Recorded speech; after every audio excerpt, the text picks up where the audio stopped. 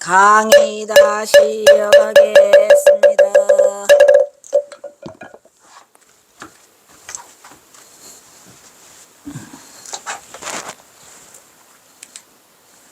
용성은 선제그 법맥을 이어 중풍을 드러냈던 대선사로서 이 용성 스님이 이제 뭐 경허 스님 제자냐 아니다 하고, 또 방아남 스님이 경허 스님의 제자냐 아니다.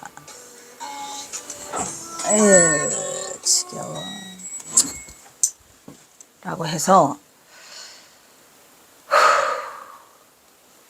했는데, 어쨌든 백용성 스님이 선종의 법맥을 이었다고 하니까 종풍을 드날렸던 대선사로서 16살의 해인사에서 출가하여 수호를 만나자 이렇게 질문을 했다. 그래서 28살 때 우리 경허 스님을 만나죠. 1900년에 경에. 근데 이제 그때 이제 그 경허 스님과 인연이 없어요. 그래서 경허 스님은 박차고 나가죠. 그래서 저쪽에 전라도 어디를 가서 수월 스님을 만나서 공부를 하게 돼요. 응? 응. 자, 한번 봅시다. 나고 죽음은 인생의 가장 큰 일인데, 경호사가 항상 말씀하시죠. 이 세상에 가장 중요한 건 나고 죽음이야. 응? 응. 큰 일인데 너무나 무상하고 신속해. 어떻게 해야 견성할 수 있습니까? 오 마이 갓. 아주 근본적인 기본 질문을 하고 있어요. 그러자 수월이 질문에 대답하였다. 어떻게 대답을 했을까? 우리 수월 스님. 성인이 계실 때로부터 멀어져서, 지금이 말법 시대라 이제 그렇다는 얘기죠. 옛날에는 성인이 가까이 있었지만 지금은 성인이 멀리 있다라는 얘기를 하고 있는데, 지금 현재는 더하죠. 그냥 마구니가 치성해서 불교 다 말아먹어요. 뭐한 어떤 스님은 뭐 전생이 없다고 미친 거 아니냐고. 이게 그냥 막 진짜 불교가 송두리째 휘둘리는 것 같고, 내가 부처라는 걸 믿지 않고, 내가 부처라니까 자성불을 모르나 봐. 자성불을. 진짜 무식한 사람이더라.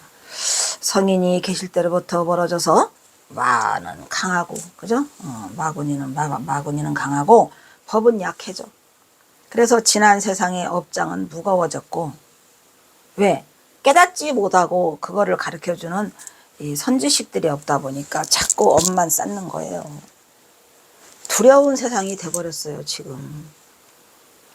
경허집 강의는 할 생각조차도 안 해. 응? 이렇게 경허집에 이렇게 많은 게 우리가 써 있는데도. 선근은 약해진. 여기서 선근이라고 하는 것은 착할 선이 아니에요. 선근. 응? 우리 선 있잖아요. 우리 선을 말하는 거야. 항상 내가 말하지만 위대한 우리 선근 있잖아요. 얘 말하는 거지. 얘 때문에 우리가 희망이 있는 거예요. 얘 없으면 끝이죠. 우리에게 있는 이 선근 말이야. 선근이 자꾸 약해지고 속상해. 요즘에 자꾸 내가 우울해지는 게, 뭔 경허선사 해준다고 해가지고 혹해서 가면은 이거 다 사입이 들리거든. 선근은 약해지니 견성하기가 매우 어렵더라 이란 말이야. 선을 통해서 우리가 견성을 하는 건데, 견성이 뭐예요? 성품짜리를 본다는 거야. 그 성품짜리가 뭐예요? 우리가 본래 갖고 있던 자성자리를 선의 수행을 통해서 그거를 보는 거죠. 또 본다 그러니까 이렇게 보는 게 아니고 깨달음. 응? 그래서 매우 어렵다.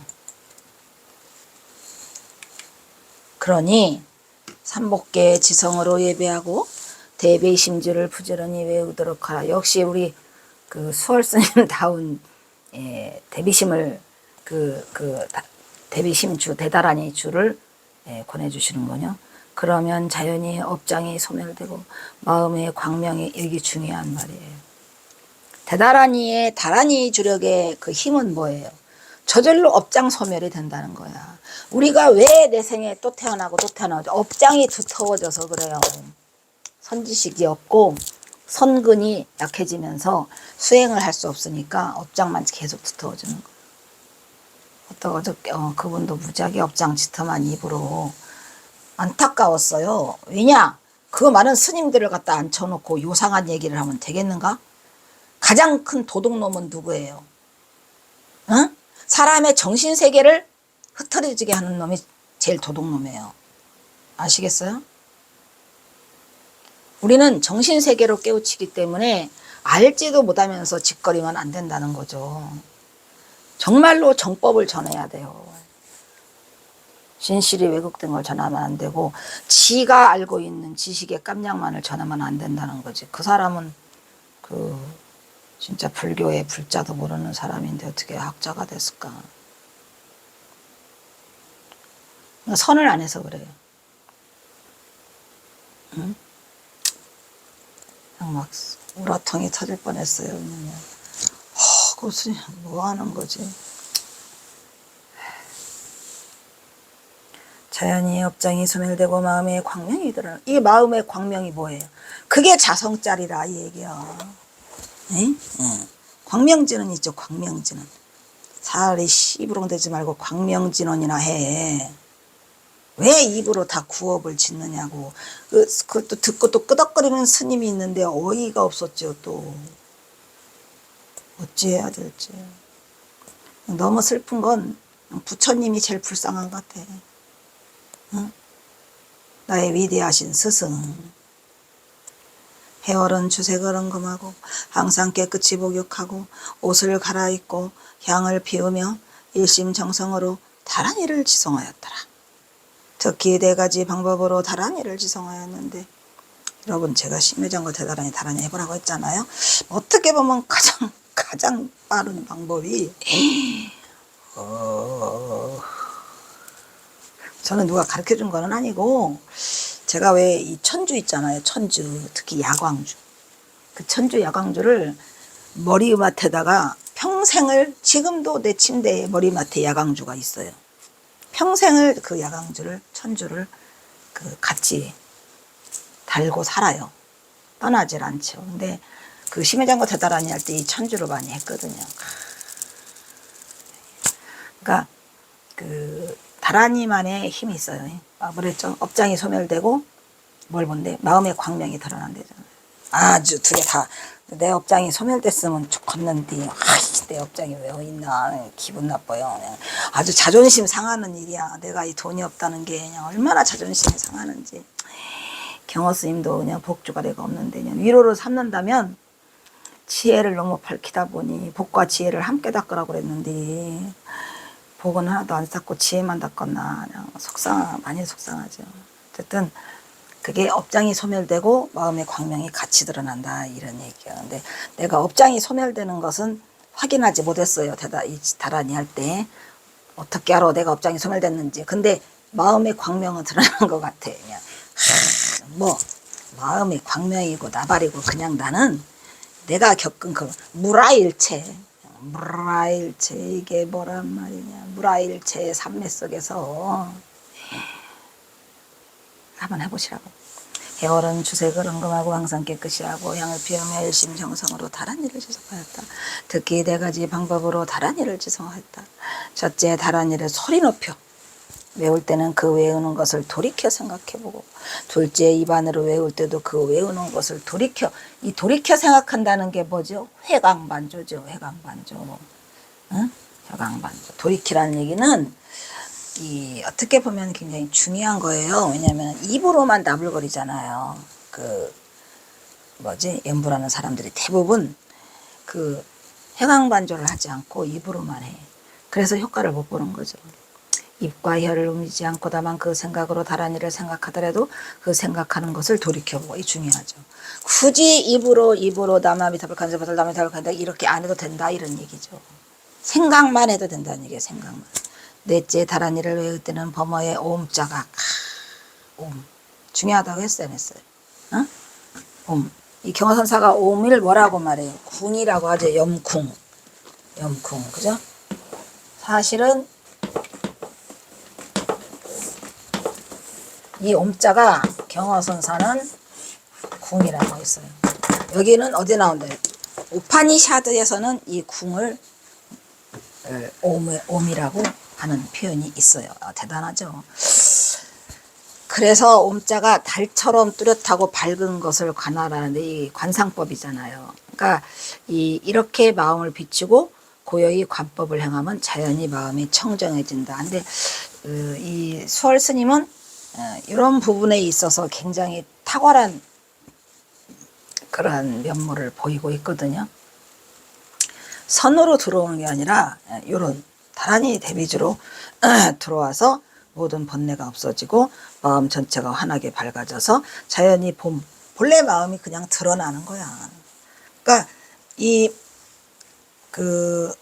수월 스님이 경허선사 직계제자가 아니라고 말하는 것은 선을 통해서 화두를 통해서 들어오지 않았다는 것 때문에 그러는데, 화두를 통해서 들어오지 않고 우리 수월 스님은 다란히 주력을 하면서 옴자를 생각하고 그렇게 해서 마음을 비췄는데, 우리가 결론은 똑같아요. 마음을 비추고 관법을 행해가지고 마음이 청정해지더라 이런 말이에요. 자성자리를 봤다는 얘기죠.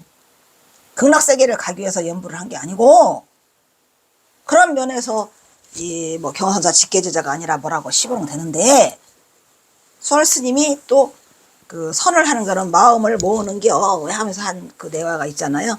그렇기도 하지만 이거는 수월 스님의 특별한 우리로 말하면 탤런트야. 탤런트, 재능이죠. 그래서 이렇게 해서 그 마음의 전체가 밝아져서 자연히 본 마음을 드러냈는데, 그걸 누가 가르쳐 줬느냐? 경허 스님이 가르쳐 준 거예요. 왜?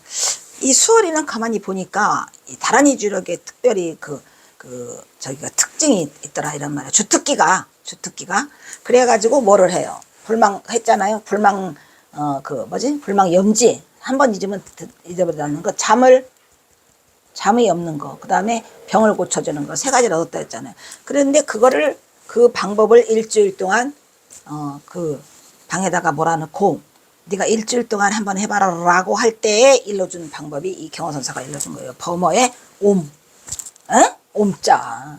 그래서 그 범어의 옴이 경허선사가 전해준 비밀의 방법이었더라 이런 말이에요. 왜냐? 이미 경허선사는 그 옴자의 위대함을 언제 알았냐면 천장암으로 오시면서 바로 아는 거예요. 1880년 1월 달에 태호 스님이 발령하니까 경허선사는 2월 15일경에 와요. 천장암으로. 그때 이미 거다가 영국문이라는 걸 써붙여고 그 옴의 위력에 대해서 알고 있었던 거죠. 그래서 그 수어를 그 방에 몰아넣고 네가 해봐라 해서 이 옴자를 떠올리게 해서 전해준 비법이, 그것이 수월 스님이 받은 건데, 어찌 그게 수월 스님이 경허선사의 직계제자가 아니라는 얘기요. 말도 안 되는 소리하고 자빠져 있어요.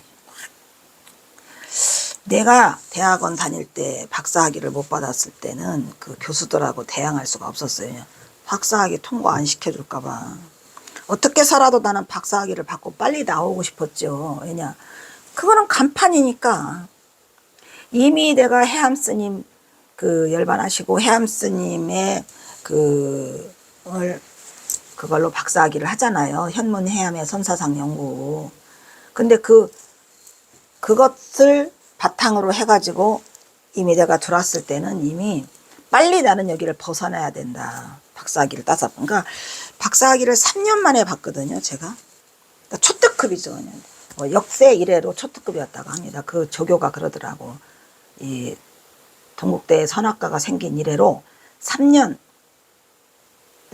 만에 박사학위를 받은 초특급이다랍니다. 나는 막 초특급으로 밀어붙였어요. 경허선사 박사학위 하는데 질문해봐. 나도 확 부셔버릴 거니까. 그래서 굉장히 조심스러워서 그 교수들에게 뭐를 하지도 못했지만, 어쨌든 이상하게 그거를 모르는 그런 사람이 많아요. 경허선사가 수월 스님이 경허선사 직계가 아니, 직계 같은 소리라고. 그래서 하여튼 내 지도 교수가 그 말을 했어요.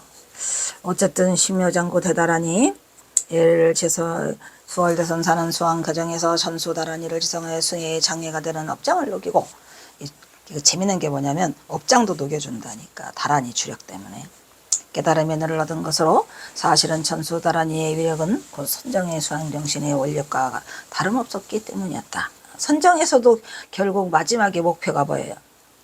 어? 자성자리를 밝히는 거라니까. 이처럼 전수다라니는 흔히 알려진 것처럼 현세의 소원을 성취해주고 고난에서 구해줄 뿐 아니라 이와 같은 수행의 깨달음에도 큰 도움을 준다는 것을 경호는 익히 알고 있어서 그의 법문국에서도 경호선사가 법문국에서 우리 경호선사가 그 글자를 모르는 한문을 모르는 일자 무식꾼들을 위해서 4가지를 남기죠. 곡을 우리가 가장 잘 아는 참선곡, 법문곡, 가가가음, 중노릇하는 법. 이 4개가 순 한글은 아니에요. 참선곡도 순 한글이 아니고 한문이 좀 섞였죠. 순 한글은 중노릇하는 법 하나만 순 한글이야. 그 중에 제일 어려운 건 가가가음이야. 가가가음. 그 다음에 법문곡. 그 다음에 참선곡. 참선곡도 쉬운 쪽에 속하죠. 가가가음이 제일 어려워요. 법문곡이 더 어려운가?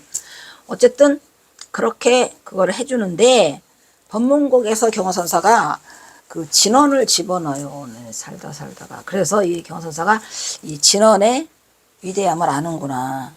진언을 집어넣어. 정법계지는 옴남 호신지는 옴치림을 넣는다는 걸 알고 저도 주력을 몇 개 가지고 있어요. 제가 말했죠. 우리가 기본적으로 살아가야 되니까 심의장구 대다라니는 삼매에 들을 때 가서 써먹고 기르니까. 그리고 그거는 진짜 삼매에 들으려고 진짜 모든 거를 다 놓고 심의장구 대다라니를 해야 되고 우리 생활 속에서 그죠? 어머니 밤에 너무 급할 때 엄마니 밤에 오마라 이렇게 사봐 멸업장제는 저는 제일 가장 많이 한 게 살다 보니까 살다 보니까 내가 도대체 전생에 무슨 죄를 져가지고 이렇게 돈이 없어. 그래서 그냥 오마라 이렇게 사봐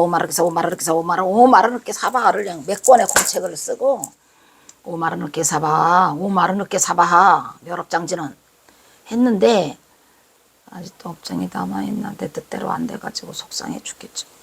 에휴, 어쨌든 주력은 몇 개 갖고 있어야 돼요. 내가 있잖아요. 강명진원도 있고 뭐도 있고 어쨌든 자기에게 맞게 적당히 그걸 갖고 다니면 돼.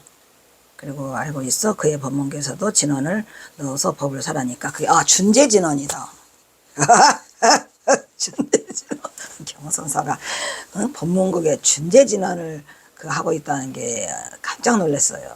야, 대단했고요. 경호선사다웠어요. 그러니까 내가 이 경호선사를 좋아하는 이유 중에 또 말했잖아요. 인간경화라 좋다고. 진짜 인간경화예요. 무슨 신적인 존재도 아니고 멀리인 존재도 아니고 정말 그 인간으로 위대함을 보여주는 이 대단한 분이 옆에 계셔가지고 그럼 누구를 닮고 싶어요? 경호가 되고 싶다 이런 얘기예요. 경호가 이미 그 앞에 그분이 해놓은 거 준재지는 알죠? 준재공덕지 적정심상송 일체대자란 무능신신 천상급인가 그거 있잖아요. 우차여의주 정행무 등등 나무 칠구지 불모대 준재보살 나무 칠구지 불모대 준재보살 정법계지는 옴나무 신지는 옴치림 그게 이 법문국에 실려 있다는 놀라운 사실. 아씨, 이게 뭐냐? 이게 준재지는 이거 안 해줬냐? 몰라. 천수다라니 하고 여기 준재지는 나오죠. 그래서 경호선사는 법문곡에다가 이 진언을 실어요. 대단해요. 이 경호선사는 까면 깔수록 양파껍질 마냥 여러분들 모르는 거 많지요? 근데 왜 경호선사를 알려고 하지 않아? 위대한 인류의 위대한 스승이 우리 대한민국 우리 조선에서 태어났고 그분이 가신 지도 100몇 년밖에 안 되는데 이렇게 대단한 경어집이 여기 살아서 펄펄 살아서 지금 제가 하고 있잖아요. 알려고 하지 않아요. 경호선사 이 법문곡에 이 준재진언이 있다는 거 대단했어요. 아시죠 여러분도? 노인네 80 먹은 노인네부터 그냥 이 천수경 한번 치면은 막 천수경 정고업지는 제가 처음에 이 어디요 대전에 보문중학교가 그 재단이 있어요. 제가 또 대전에서도 살았잖아요. 근데 거기에 무슨 보문선언인가 뭔가가 있었어요. 갔는데 한 15살 때 갔는데 천지가 진동하는 줄 알았어. 이 천수경을 다 외우는데 나만 못 외워. 처음 봤어. 머리 털라고 뭔 소리야 했는데 말로써는 잘해요. 여러분들도 이거 많이 해봤죠. 준재공덕지 적정심상송 일체대재란 무능심신 천상급인간 수범여불등 하죠.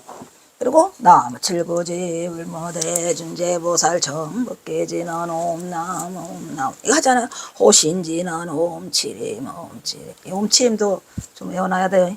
뭐 급한 일 당하면 옴치름 옴치름 옴치름 옴치름 저 나쁜 놈이 쫓아오는 거 따라 옴치름 옴치름 옴치름 옴치름 옴치름 하면 돼. 아시겠죠?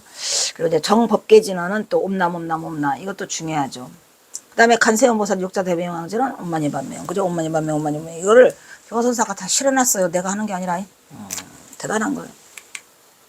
그래서 이렇게 해놓고 이제 나무 산맥 산목다 고치남 다냐타 옴 잘해주래 준재사바하 부림 나무 준재사바하 부림 옴 잘해주래 준재사바하 부림 이렇게 3번 하고 그 다음 뭐예요?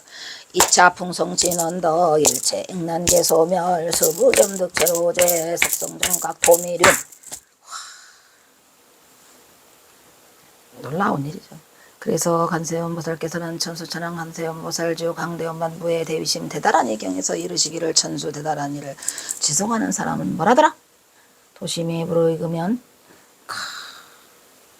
도심이 무르익는다는 말만 들어도 여러분 다 아네. 이렇게 막 뭐라 적나라한 이 도심 응? 도심 좋아? 무르익으면 정법의 깊은 뜻을 깨닫게 된다 이 말이야. 그러니까 우리가 마음자리를 깨치는 거는 다 이 도에서 깨치는 건데 결국은 마음자리를 깨치는 거예요. 아시겠죠? 그 하셨던 것이다.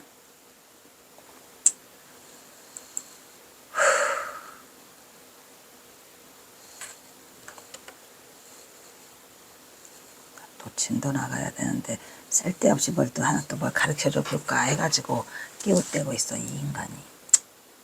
그래 보너스로 한번 해보자.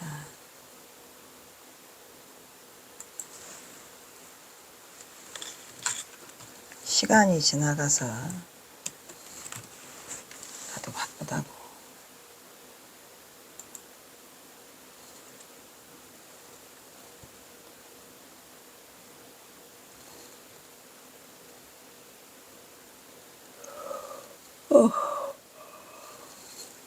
이것들이 왜 안 나와? 어이가 없죠.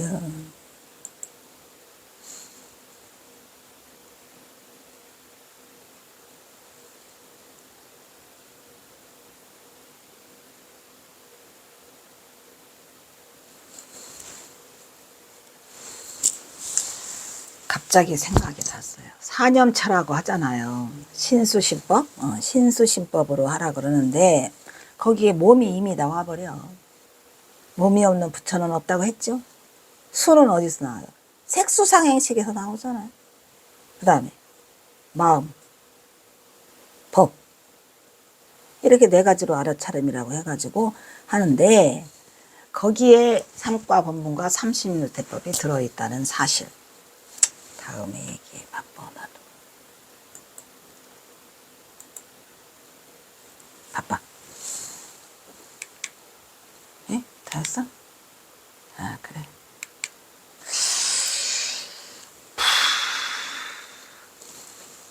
한 번만 더 또. 아 내가 이렇게 욕심내면 안 되는데. 도심이 무르익으면. 도심이 무르익는다고 했는데 거기에 그 경화 스님이 쓴 글씨 중에 무언 도심장,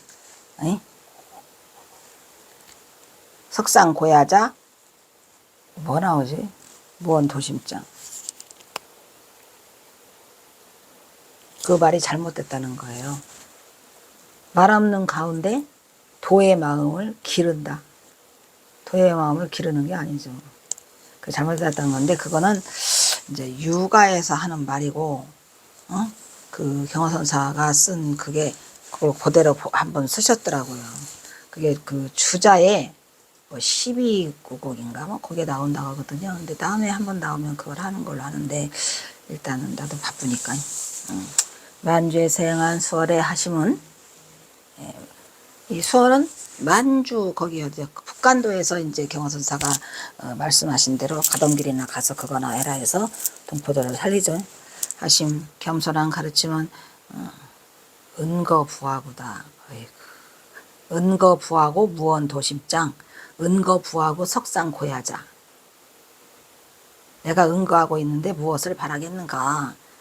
무언도심장, 말 없는 가운데 도의 심을 기른다라는 거와 은거부하고 석상고야자.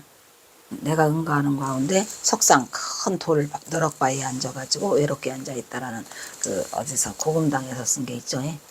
거기에서 이 도심에 대해서 지금 얘기를 하려고 하는데 도심은 길러지는 게 아니죠.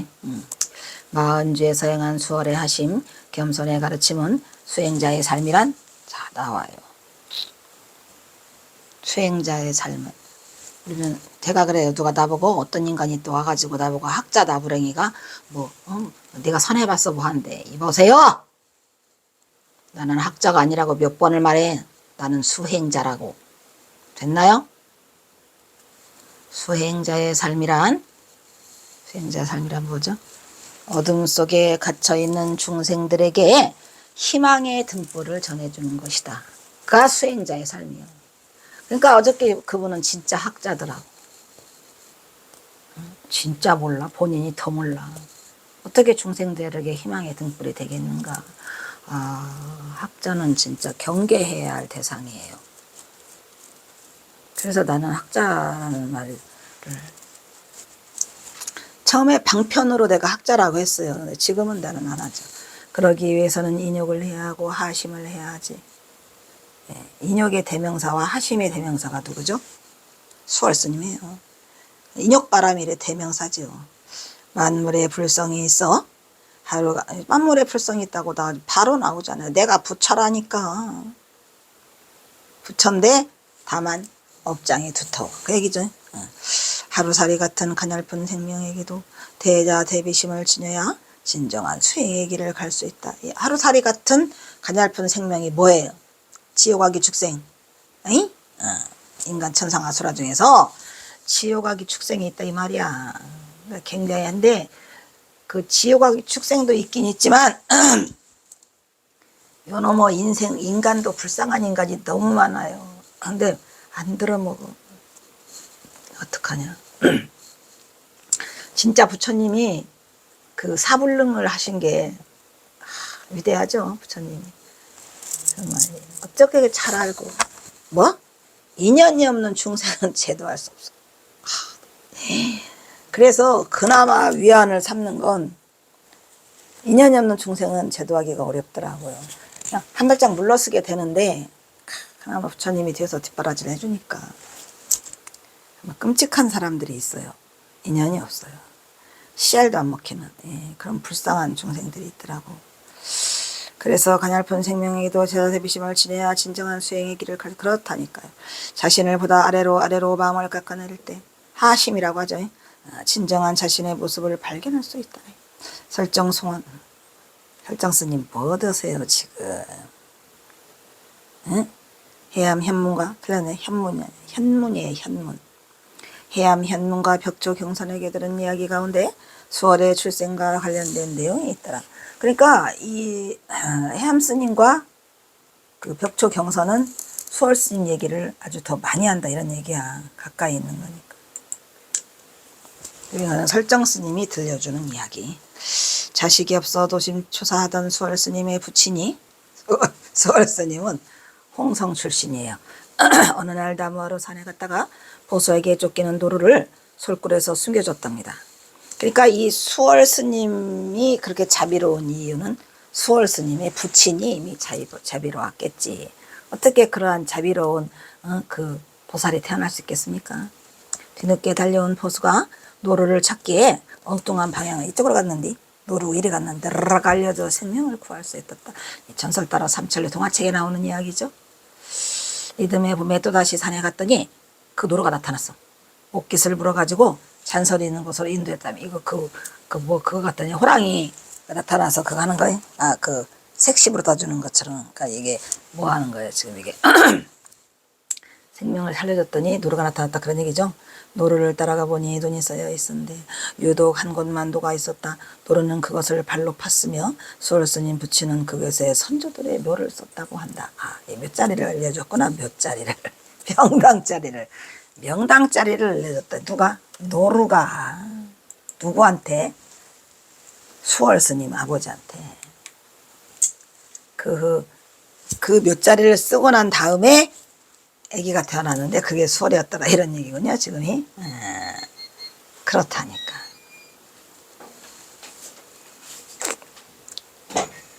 벌써? 자, 또 그럼 또 여기서 끊겠습니다.